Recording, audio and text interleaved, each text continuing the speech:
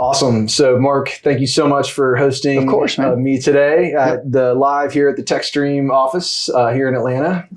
Super excited to talk to you, get your feedback, your insights about everything you're experienced when it comes to building, maintaining a strong culture, as you guys have grown a lot. Yep. But why don't we jump in with just tell us a little bit about TekStream.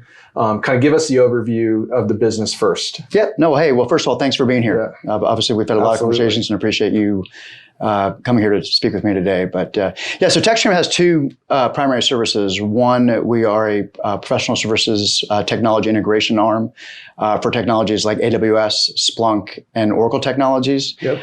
Then in addition to that, we offer recruiting as a service. And some of that's in close collaboration with our consulting team. And some of that's offering very traditional recruiting services like adding contract labor or full-time hiring for clients. And then in addition to that, we have a large outsourced recruiting offering that we have. Okay. So offices, we're headquartered out of Atlanta. So a lot of our team is Atlanta based. We also have offices in DC that supports a lot of our federal work up there. And we have an office in Canada too, just due to some client relationships that we've got up there.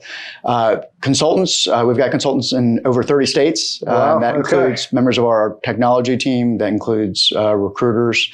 We are national, almost international, but still predominantly U.S.-based resources. So you got North America covered. We do have North America and elsewhere. So venturing out, but the majority of clients we support are North America, and so a lot of our consultants are either central to those clients or at least accessible. Yep. During those time zones for those clients. Okay, and so from my experience in the consulting, recruiting, staffing world, it can be a grind. It sure can. Right? It sure can. Yep. Some long hours, billable, it can be a grind, right? And so, how have you approached building and maintaining a strong culture at TekStream? What does culture mean at TekStream? What does it mean to you from a leader perspective? Just curious, kind of just given that backdrop of the industry itself, what does culture mean to you at TekStream? No, it's a great question. It's an important, I think, not just to the staffing industry, but any industry. But going back on something you just said, staffing is a grind, and the recipe has not changed for the past 25 years. You have to be highly responsive to your clients. You've got to be incredibly diligent in the work you do, regardless of the solution that you're providing. So, leading that into culture, what culture is to me is it's the way our employees feel, or at least how they perceive their employment is with the company and how they feel about working here, and not just them, but it's also, the people they work with, clients, candidates, and how they perceive the company and how people are treated within the company. Really critical pieces to me, and things that we constantly try to seek feedback on is, providing an environment where people feel rewarded. And that's obviously first and foremost financially, but also, with recognition. Do people feel rewarded for the efforts that they're putting in? Right. Is there growth here, right? You want to have an environment where people feel incented to go above and beyond, to not only do the role they're doing successfully, but also be able to grow into other roles, right? Can they provide feedback? Is this an open and collaborative environment in which they feel like when they're providing feedback, their voices are heard? Yep. And along with that, being able to collaborate with each other, because as you pointed out, and as I've stated, we have consultants all over the country. So having both an infrastructure, technology, and ways in which people can communicate with each other is all very critical. Yeah. No, that's great. Yeah. One thing you said there, the culture also reflects how you're working with your customers. Yes. Well, they know, they see partners, right? So the culture, it's broad, right? Yes. I mean, it affects all areas of the business, right? Yep. A lot of times when people think of, company culture, they're thinking just like, okay, what's your office environment? Sure. Right. And now sometimes we don't even have an office environment. Yeah. Anymore, that goes out the door. Yeah. And so, and the other thing you said is, okay, how do we, interact with each other as employees and connect with each other? Well, when a large majority of employees are remote and they're not interacting, as often, right, in an office, and just given the fact of your business, you got consultants all over the country.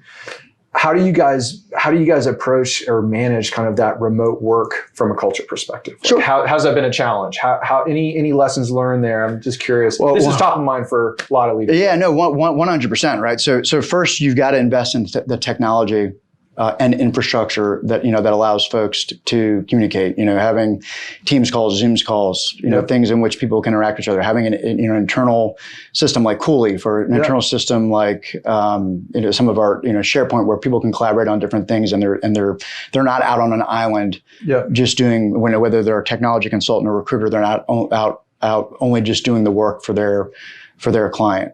Also having events in which people can participate in. We have game nights. We have quarterly reviews. I mentioned to you that we just had one yesterday where the whole team logs on. We talk very openly and honestly how the company's doing, what some of the goals are, and we share both positive and negative feedback so that people feel a part of that. Yeah. Having an event. So we've got an upcoming event coming in the DC area for our team up there. We flew a lot of our folks in yesterday for our quarterly event. We have a summer game where we're taking everybody down to a Braves game. Okay. Just having that opportunity for people to interact, not only within their day-to-day work that they're doing, but also outside of the office.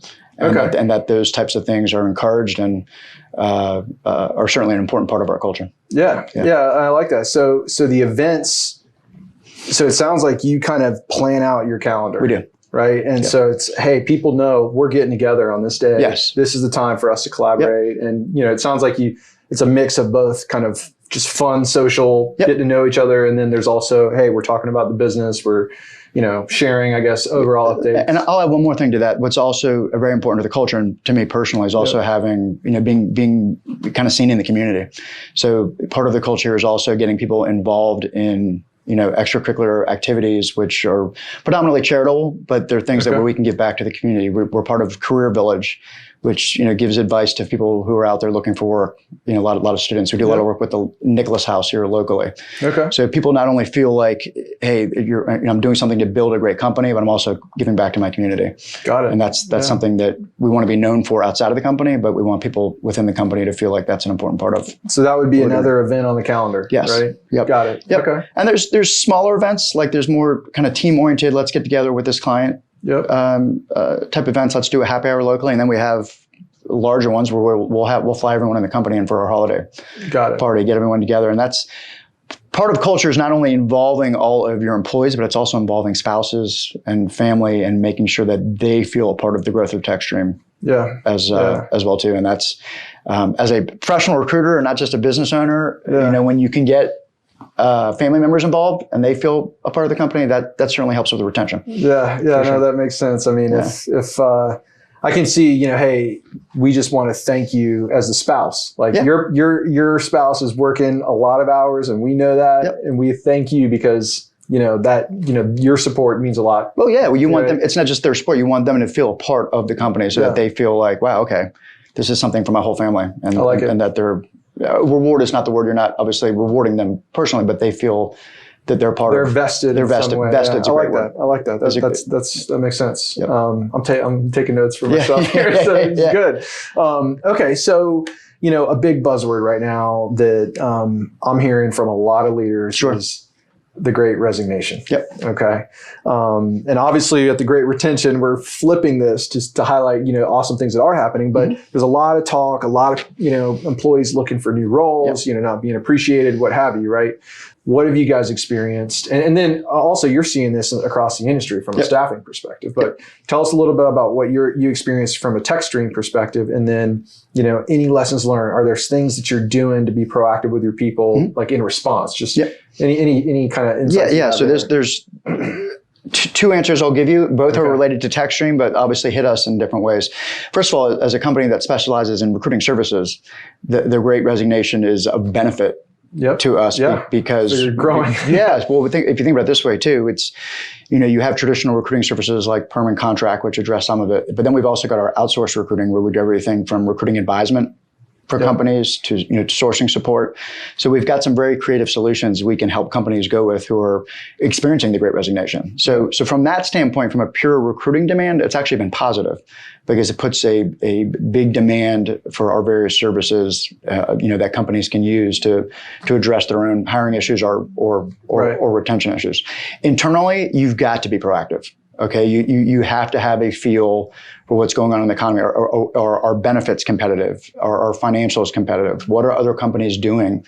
You don't have to invent everything, right? But you've got to have a pulse on what other people are doing from an offering standpoint that's competitive to your organization, right?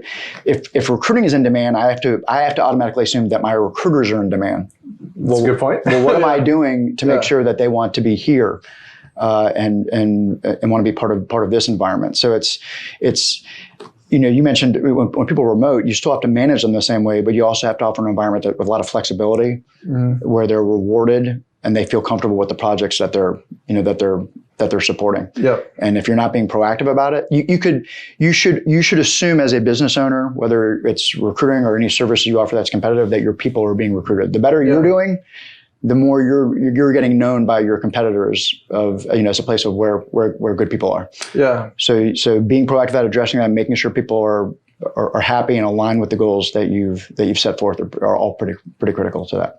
Yep. No, I mean it makes sense. One thing you said, have a pulse on what other people are offering. Yep. Right. But how do you do that? Are there certain industry sites, or how do I keep a pulse on that? Articles and going out and Google's still my friend. Google's my friend, and when it's just kind of researching, right? I mean, it's twofold. Yeah. So I think it's doing research and knowing, keeping up on industry trends and reading and figuring out, okay, well, what are some of the major players doing? What's Apple doing? What's Microsoft doing? How are they handling recruiting? Okay, then how's Amazon doing it? Okay, and then you start looking at companies that are of your size. Well, what are some creative things that are out there?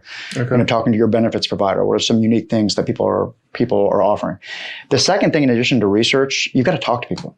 You've got to be, if I'm a part of an interview process for people that want to come here, if I'm having educated conversations about what we're offering, I should learn about what else other people are offering, right? Sure. And that comes with just having open, collaborative conversations with peers as well as candidates, and they'll tell you, hey, that's you're offering this, but let me tell you what ABC company is. And if it's something that's very unique, that's something I could take back to the leadership here and say, why aren't we doing this, or have we thought about this? What would the cost be if we looked at it doing it this way? Yeah, yeah. I mean, it's just kind of, I guess, listening, right? Yeah. And hearing, I guess, both from applicants or when you're in the interview process, but I'm sure there's a component from just hearing from employees, as well. So, okay. Well, what you don't want to is you don't want an environment too where employees feel like they're threatened if they're providing you that feedback. We want the feedback. We want to know before someone's leaving, why are they considering something else, and what other things are people offering that we need to consider? Are you guys is there some kind of schedule that you do, like surveys, or do you get feedback? We do a quarterly survey. Okay. And then we kind of rely upon,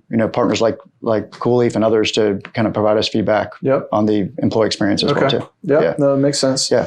And people will be honest. People will, whether it's through, reviews and just giving manager feedback, as long as they know that, the feedback they're providing is not going to hurt them. Right. If it's very direct. So. Yep. Got it. No, that makes sense. Sometimes it's we'll call it the blocking and tackling, but listening to people. Yeah. Right. And then taking action on it. Yep. Right. Yep. Well, let's wrap up. This has been great. I appreciate all the insights, Mark. One of the goals with the Great Retention is to help inspire other leaders, provide practical advice, insights that they can take directly into their organization. You mentioned, and research and listening, right? Well, hopefully other leaders are going to be able to pick that up from you. Yep. Is there any additional advice or lessons learned that you can share with another leader who's wanting to be proactive with their people and culture when it comes to remote work, Great Resignation, overall culture? Yep. Yeah. I mean, I think first and foremost, and I know we've touched upon this, look internally at yourself first. If you can't answer for yourself why someone would want to work for you or work here, well, then you should figure that out. Pretty quickly. What is your offering? What are you offering to people that's attractive? What is your goal? And these things should be easily visible, and they should be known throughout your company. And so that people are giving a similar message as to why someone would want to come here.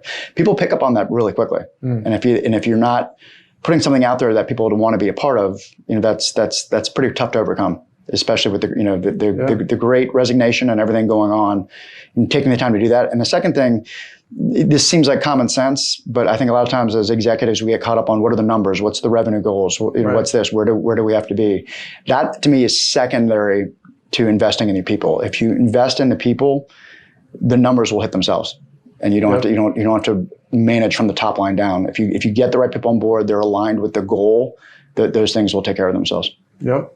Makes sense. Yeah. Really appreciate your insight, Mark. Thank you for sharing with the Great Retention today. And this has been awesome. So thank you. Well, hey, thanks for coming. All right. Appreciate it. Yeah.